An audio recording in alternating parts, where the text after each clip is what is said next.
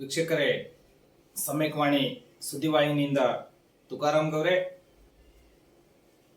ಸರ್ಕಾರದ ಕೆಲವೊಂದು ಆದೇಶಗಳು ಸುತ್ತೋಲೆಗಳು ಕೇವಲ ಆದೇಶಗಳಾಗಿ ಉಳಿತವೆ ಹೊರತು ಯಾವುದೇ ರೀತಿಯ ಜಾರಿಯಲ್ಲಿ ಬರೋದಿಲ್ಲ.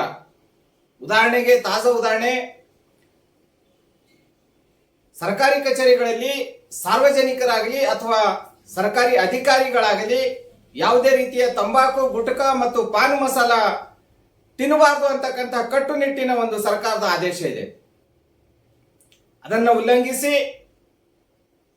ಕಚೇರಿಗಳಲ್ಲಿಯೇ ಕೂತುಕೊಂಡು, ಅವರ ಚಂಬರ್ಗಳಲ್ಲಿಯೇ ಕೂತುಕೊಂಡು ಗುಟಕ, ಪಾನ್ ಮಸಾಲ, ತಂಬಾಕುಗಳನ್ನ ತಿಂತಕ್ಕಂಥ ಕೆಲಸ ಎಗ್ಗಿಲ್ಲದೆ ನಡೀತಾ ಇದೆ. ಯಾವುದೇ ಅಂಜಿಕೆ ಇಲ್ಲ ಅವರಿಗೆ.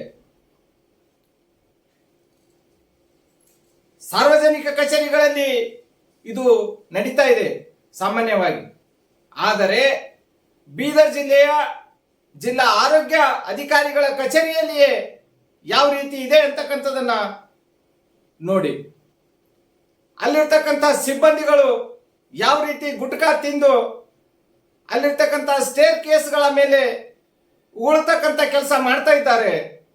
ಅದನ್ನ ಕಂಟ್ರೋಲ್ ಮಾಡಲಿಕ್ಕೆ ಆಗದೆ ಇರ್ತಕ್ಕಂಥ ಒಬ್ಬ ಜಿಲ್ಲಾ ಆರೋಗ್ಯ ಅಧಿಕಾರಿ ಇಡೀ ಜಿಲ್ಲೆಯಲ್ಲಿ ಇರ್ತಕ್ಕಂಥ ಆರೋಗ್ಯವನ್ನ ಯಾವ ರೀತಿ ಕಾಪಾಡ್ತೀರಿ ಗುರುವೇ ನೀವು?